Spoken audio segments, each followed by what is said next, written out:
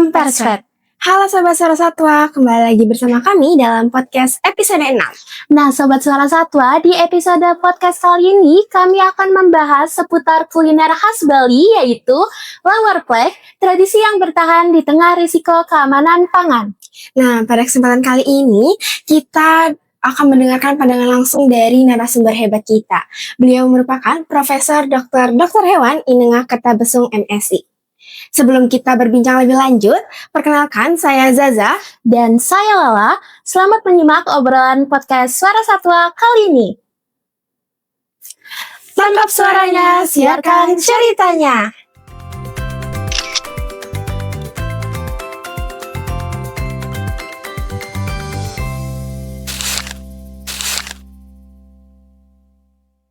Baik, selamat siang Prof. Selamat siang. Ya baik, bagaimana kabarnya nih Prof? Baik. Baik, oke. Wah, kami sangat senang sekali nih karena Prof Besung bersedia menjadi narasumber kita di podcast kali ini. Nah, izin menjelaskan Prof, di podcast kali ini kami akan membahas kuliner khas Bali yaitu lawar plek. Tentunya perbincangan ini sangat menarik ya Prof. Iya. Baik, langsung saja kita ke pertanyaannya nih Prof. Iya. Prof, jadi akhir-akhir ini tuh banyak sekali perbincangan di masyarakat, terutama di teman-teman kami yang di luar Bali, sangat penasaran terkait beberapa olahan makanan tradisional Bali yang menggunakan darah babi. Sebenarnya kalau dari sudut pandang Prof sendiri, bagaimana Prof melihat hal tersebut? Ini kan lawar plek itu hampir dikonsumsi seluruh masyarakat di Bali ya. Cuma istilahnya plek itu hanya Bali di bagian selatan saja.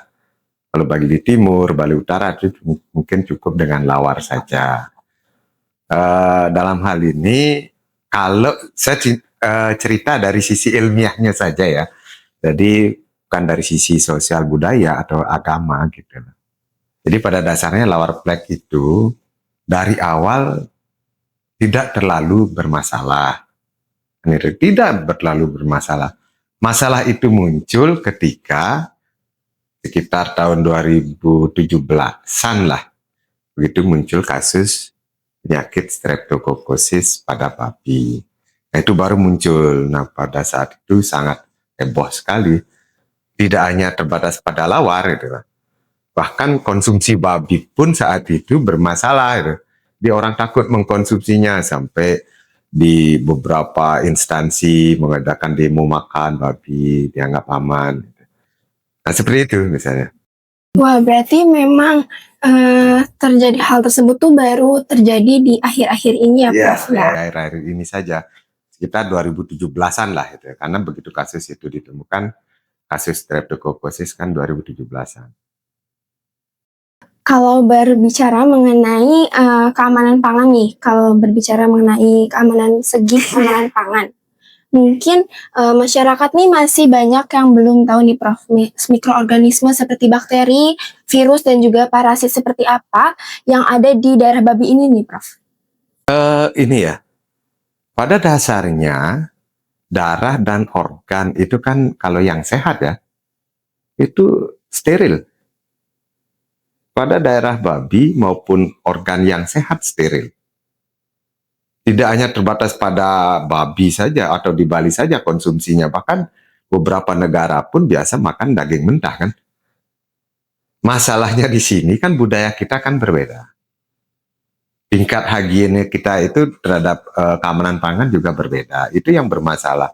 Dan yang paling menurut Bapak itu yang bermasalah ini adalah perilaku orang yang memperdagangkan daging. Tidak hanya pada daging babi, hampir semua daging. Kenal kan tiren? Ya, itu diperdagangkan kan? Babi juga sama. Peternak itu tidak akan mau rugi begitu saja kalau babinya sakit. Pasti dijual. Itulah yang bermasalah. Itulah. Jadi pada dasarnya lawar plek itu kalau kita mampu melakukan dari hulu, maksudnya dari peternak sampai ke hilir, itu mempertahankan keamanan pangannya, otomatis tidak akan masalah. Masalahnya ini seringkali terjadi di hulu. Peternak nggak mau rugi. Begitu sakit, dijual. Itu kan sama dengan menjual racun, toh. Iya. Betul nggak? Betul. Dan ujung-ujungnya nanti yang kena adalah konsumen. Itu loh masalahnya. Jadi sebenarnya lawar black nggak masalah kalau semua orang itu sadar bahwa keamanan pangan itu penting. Nah, ini kebetulan ini topiknya lawar black dan sangat dekat dengan penelitian saya. Jadi beberapa hasil penelitian menunjukkan, mungkin karena tahun 2017 kan baru muncul. Kasusnya itu kan pada orang dulu kan. Dideteksi pada manusia positif, pada babi menurut laporan dari BPPT negatif. Ya memang ketinggalan saat itu karena kan sudah dagingnya sudah kemana baru dideteksi. Nah kemudian atas dasar itu Bapak berinisiatif melakukan penelitian pada babi yang sakit dan baru mati dan itu positif Streptococcus suis, dan itu sudah ada di jurnal internasional. Nah itu berarti ada kan di Bali. Nah setelah ada, Bapak mencari tingkat apa namanya kandungan streptokosis pada babi yang dipotong. Jadi survei abattoir lah. Jadi yang dipotong sekitaran Denpasar 2,5% positif. Nah itu apa artinya? Itu kan membahayakan konsumen itu 2,5%. Jadi yang babi-babi yang dipotong itu dari Bapak 200 sampel 5 positif. Itulah. Nah kemudian dari 5 yang positif itu Bapak ambil, Bapak uji challenge lagi ke babi. Dan ini yang sudah dipublikasi juga, yang 2,5% itu. Kemudian yang dari kuman itu Bapak coba melakukan penelitian challenge pada babi. Dan ternyata dia hanya menimbulkan demam, ada pincang, mungkin sekitar 3 hari. Setelah itu tampak sehat. Kemudian Bapak setelah hari ke-15, Bapak ambil organnya. Semuanya hancur kena lesi. Dan kumannya masih bisa diisolasi. Itu apa artinya? Babi-babi yang tampak sehat pun kemungkinan pasti bisa atau kena penyakit streptokokosis gitu loh. Kan gitu ya. Karena hanya demam 3 hari, kemudian sehat, tumbuh biasa normal, begitu pada minggu ke-15 ambil, potong, masih membahayakan, sangat membahayakan itu. Dan itu sudah publikasi juga internasional. Nah seperti itulah. Baik, Prof. Nah, Sobat Suara Satwa dapat diperhatikan kalau darah babinya itu steril karena penerapannya itu baik sesuai dengan keamanan pangan, itu darahnya itu steril. Tapi kalau babinya sakit dan penerapannya tidak baik, itu bisa jadi ada terindikasi Streptococcus suis. Baik, Prof. Mungkin tadi sudah sempat dibahas juga sama Prof kalau melihat secara kasat mata aja tuh tidak bisa. Nah, kira-kira pemeriksaannya itu seperti apa, Prof? Dan ada tanda-tanda tertentu nggak pada darah atau daging babi yang dapat menjadi indikasi bahwa daging atau darahnya itu tidak layak untuk dikonsumsi? Kalau secara klinis, biasanya kan penurunan nafsu makan lah. Makanya kuncinya ini peternak sebenarnya paling tahu. Penurunan nafsu makan, ada demam, kemudian ada lagi kalau sudah sampai tingkatnya parah, dia ada gerakan seperti mengayuh sepeda. Jadi apa namanya gangguan pada sendi sudah artritis kan, jadi pasti rebah, kemudian gerakan mengayuh. Nah itu pada babi. Sedangkan kalau pada manusia mungkin sedikit saja ya, salah satunya adalah meningitis dan ketulian. Itu yang terjadi pada manusia.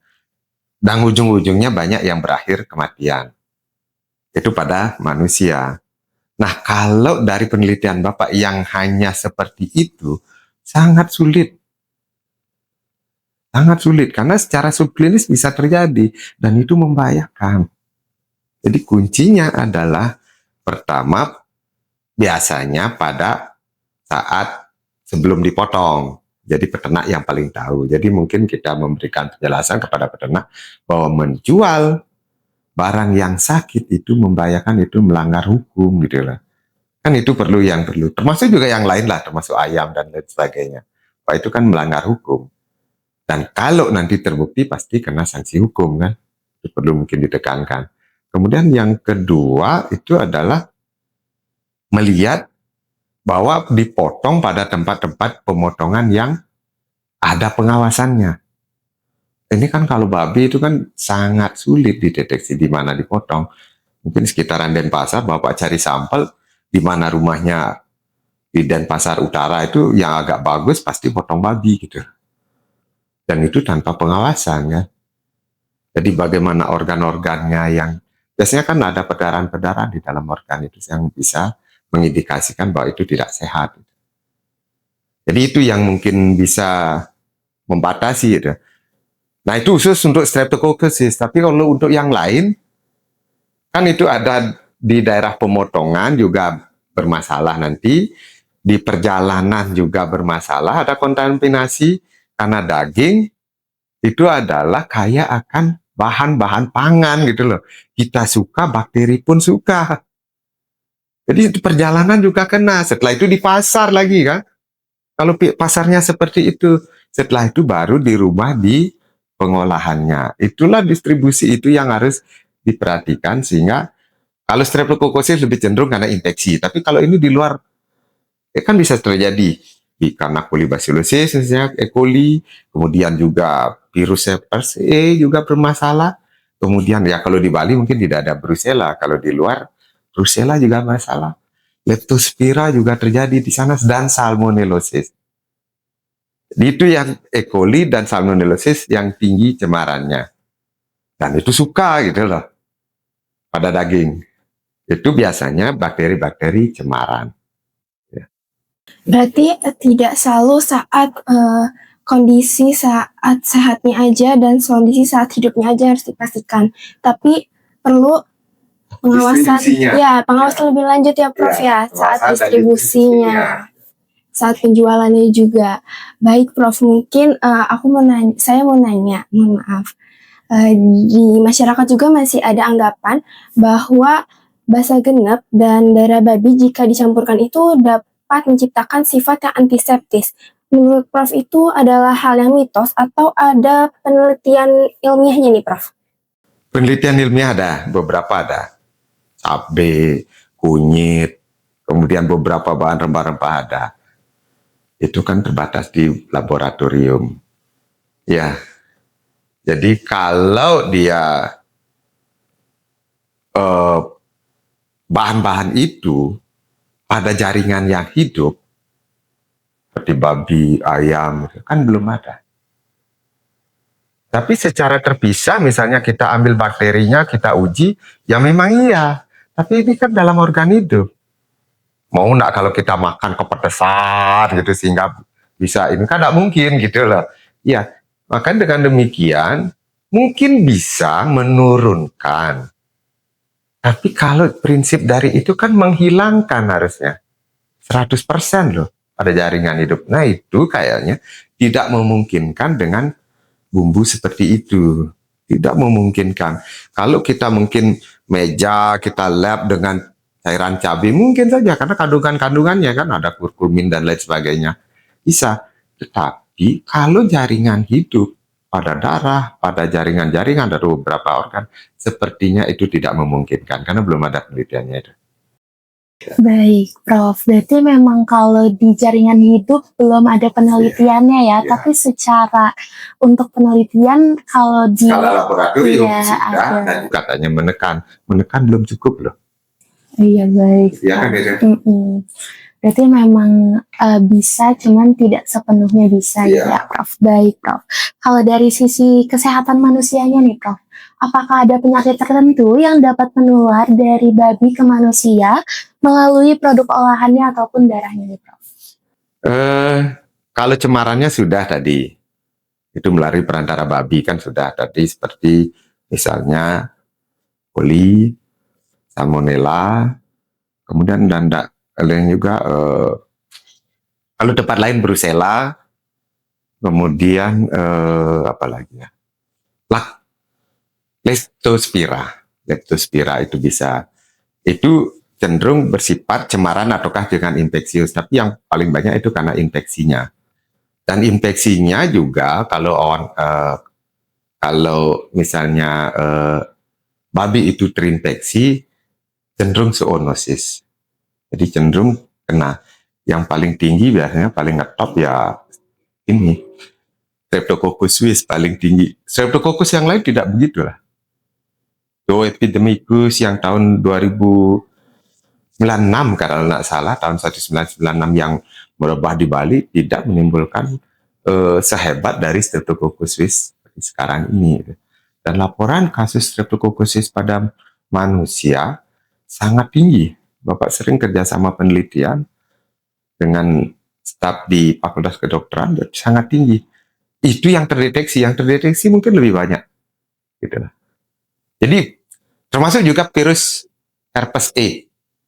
Bisa juga karena zoonosis yang berasal dari babi.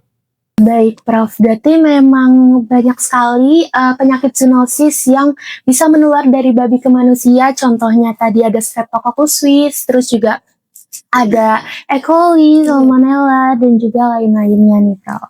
Baik, Prof. Apabila ada tanda-tanda tertentu pada darah atau daging babi yang dapat menjadi indikasi nih bahwa daging itu tuh sudah tidak layak, itu seperti apa ya, Prof? Kalau pada darah enggak bisa dideteksi. Kalau pada daging lebih cenderung pada pemeriksaan secara rutin di rumah potong dengan melihat lipoglandulanya, kemudian beberapa perubahan organnya, biasanya ada pendarahan-pendarahan di beberapa organ, itu mengindikasikan bahwa itu dagingnya tidak sehat dan tidak layak dikonsumsi. Itu biasanya. Jadi kalau spesifik kayak beberasan gitu, itu kan karena parasit. Ada seperti beras-beras di dalam otot-otot gitu lah. Itu kan karena parasit, itu sangat jelas. Tapi kalau babi lebih cenderung karena perdarahan ya. Di beberapa organ mengalami perdarahan. Kalau Bapak lihat seperti itu, yang perdarahan itu kalau sudah sifatnya akut. Kalau subakut tidak. Atau subklinis tidak terlihat ya. Tapi begitu histopatnya baru kelihatan gitu. Jadi pemeriksaan mikroskopis baru kelihatan. Tapi secara makroskopis tidak. Secara kasat mata tidak, itu bahasa ilmiah. Baik, Prof. Berarti rata-rata emang karena pendarahan ya, Prof, ya? Hanya indikasinya hanya pendarahan beberapa organ. Baik. Selain dari kondisi hewannya nih, Prof, dalam proses pengolahan makanan berbahan darah babi ini, faktor apa yang paling berpengaruh terhadap keamanan pangan nih, Prof? Dan edukasi seperti apa yang menurut Prof penting untuk diberikan kepada Sobat Suara Satwa di luar sana agar bisa lebih bijak dan aman dalam mengonsumsinya nih, Prof? Ini khusus untuk babi ya. Kalau dan Bapak sendiri juga mengalami. Kalau Bapak mau mengkonsumsi lawar black, jika tahu babinya, kondisi babinya, itu yang utama. Kalau babinya sehat, aman. Kan gitu ya. Apalagi dipotong, kalau di upacara-upacara kan di tempat-tempat tertentu motongnya. Transportasi tidak ada kan. Di pasar juga tidak ada. Jadi lebih peluang terjadinya kontaminasi kan kecil. Jadi kalau kondisinya sehat berani. Kuncinya itu dulu, babinya harus sehat, tapi kalau sudah tidak sehat ya tidak bagus untuk dikonsumsi ya. Lebih bagus kalau dia ada indikasi seperti itu atau meragukan gitu loh kondisinya. Pada dasarnya kalau Streptococcus suis kan tidak tahan panas, termasuk toksinnya. Jadi kalau dagingnya, mungkin kumannya, kalau Bapak itu waktu bikin vaksinnya itu dengan suhu 80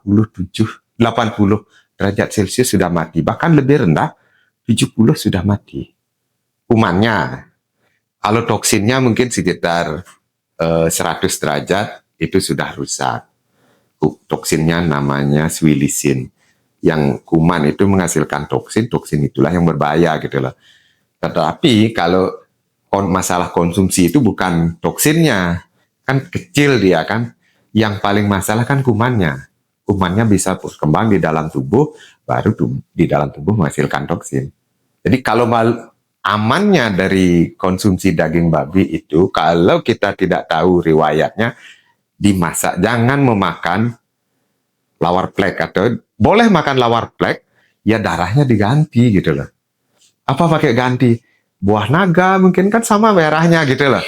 Iya kan? Pakai buah naga kan bagus juga, merah juga. Kemudian kalau dagingnya, dia kan pakai daging mentah. Bisa dimasak dulu, dimatangkan dulu gitu loh. Baru dicincang. Jadi kan aman gitu. Itu mungkin salah satu, tapi kalau lawar yang merah, ngambil dari darah, kalau tidak ini, tak usah lah. Kecuali tahu persis bahwa babi itu sehat. Gitu ya? Baik, Prof. Sobat-sobat satwa bisa didengar, mungkin jika ingin lebih aman bisa menggantikan darahnya menjadi buah naga dan juga memasaknya dengan benar tidak dagingnya tersebut. Daging yang digunakan pakai yang sudah dimasak. Oh, betul, seperti itu sobat-sobat Karena satwa. lawar plek kan pakai daging mentah itu. Cincang dicampur dengan bumbu, ini cincang langsung diolah gitu loh. Jadi pakai yang masak, aman gitu. Baik. Terakhir nih Prof, mungkin jika terjadi kasus infeksi setelah mengonsumsi lawar plek tadi, mungkin apa hal yang harus dilakukan selanjutnya untuk sobat-sobat satwa di luar sana? Paling bagus adalah dengan tindakan medis. Ya, pasti dengan tindakan medis. Kalau sudah kecenderungan nanti yang mengkonsumsi setelah mengkonsumsi lebih dari satu, karena ini kan kadang-kadang tergantung dari juga kondisi tubuh kan. Ada yang begitu makan sakit, ada juga yang tidak, tergantung kondisi tubuh. Tetapi kalau sudah sampai bergejala tidak enak, lebih bagus ke tindakan medis. Ya ke puskesmas ataukah ke rumah sakit. Sebelum nanti dampak negatifnya sudah muncul gitu. Kalau sampai kuman sudah berkembang, kita sudah demam tinggi, berkembang menghasilkan toksin, itu yang masalah kan. Jadi, salah satunya adalah menjadi meningitis dan tuli gitu ya. Jadi lebih bagus ke tindakan medis lah. Jadi jangan menangani sendiri gitu lah. Kan sudah larinya ke medis sudah itu. Baik, Prof. Berarti memang perlu tindakan medis ya, Iya. Prof.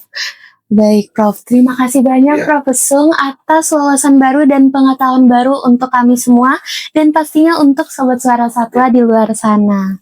Wah, tidak terasa nih Sobat Suara Satwa. Pertanyaan tadi merupakan sesi terakhir dari podcast kali ini.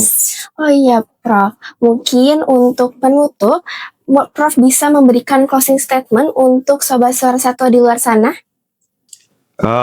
Ya di sana ya.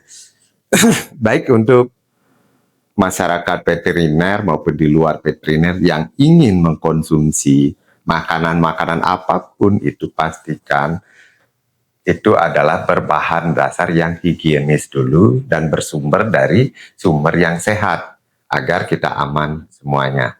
Gitu. Terima kasih. Nah, itu dia closing statement dari narasumber hebat kita pada podcast kali ini. Semoga podcast Suara Satwa ini dapat menambah insight baru bagi Sobat Suara Satwa di luar sana. Sekian dari episode kali ini. Dan sampai jumpa di episode selanjutnya. Dadah!